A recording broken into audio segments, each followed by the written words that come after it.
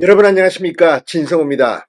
윤석열 대통령의 직무가 정지되고 지금 국방부 장관 김용현 전 장관이 사퇴하고 지금 국방부는 대리체제입니다. 자, 이렇게 되자 지금 이 군 장성들이 잇따라 술술 이 확인되지 않은 주장을 하기 시작했습니다. 지금 이 사령관들이 말하는 것들이 진실인지 허위인지 민주당으로부터 지시 회유를 받았는지는 아무도 모릅니다.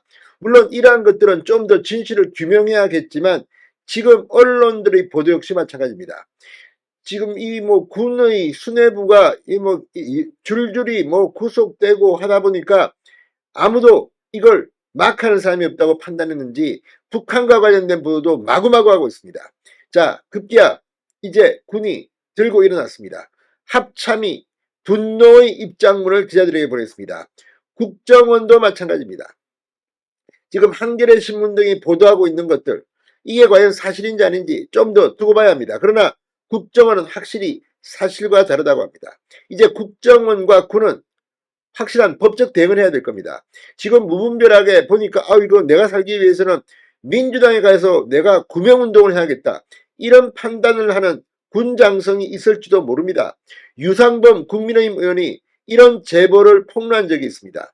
지금 사령관 장성들의 진술이 오염되어 있다는 겁니다. 자, 이런 것들을 보면 지금 대한민국 다른 것도 아니고 군과 관련된 겁니다. 안보와 관련돼서 이렇게 무분별하고 무책임한 보도들이 남발된다면 어떻게 될까요? 물론 이런 보도나 이런 진술이 거짓말이라고 단정 지을 수는 없습니다.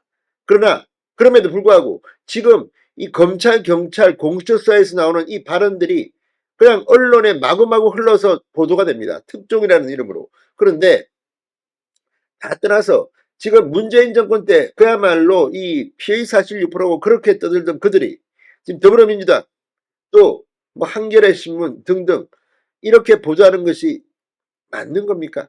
아무튼 군과 국정원이 드디어 법적 대응을 시작해야 될 것으로 보입니다.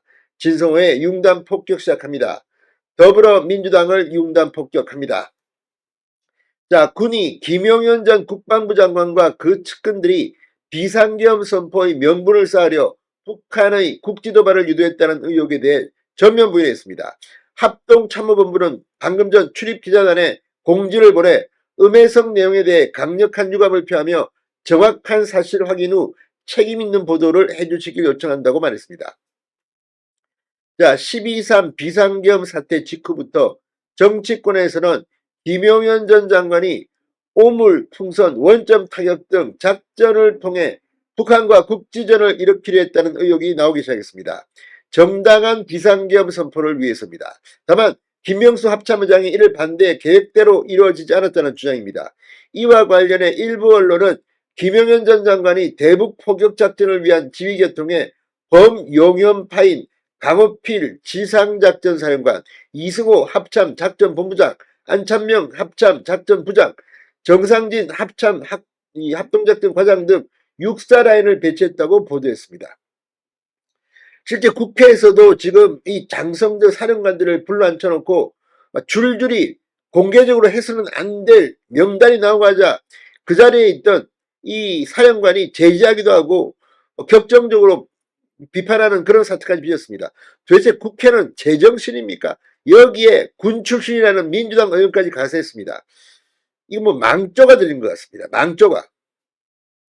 합참은 예하부대에 수차례에 걸쳐 발사 직전까지 대북 포사격을 준비했다는 주장은 사실이 아니다.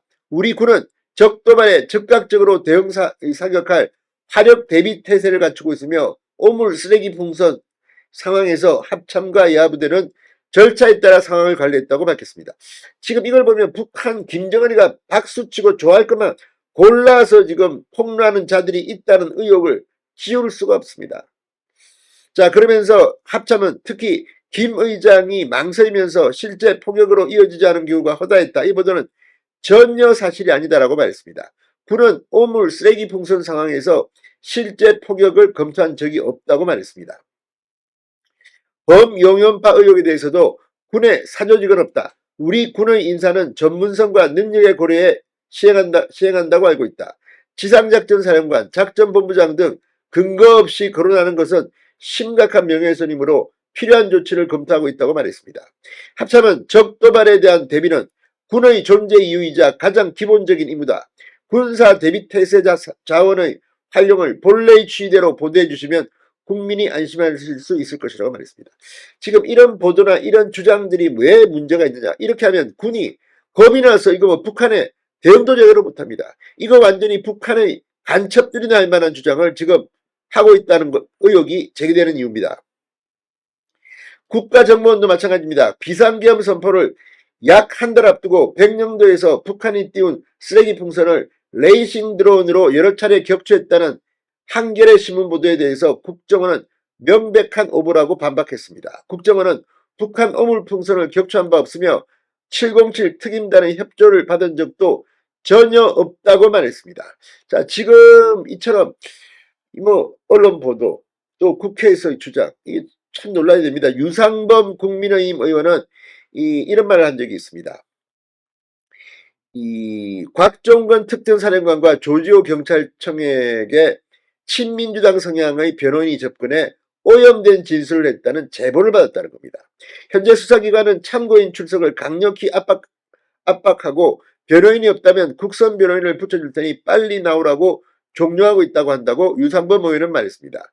더욱 우려스러운 것은 이미 민주당 측의 공작 정치를 시사하는 정황이 나타나고 있다는 것이다.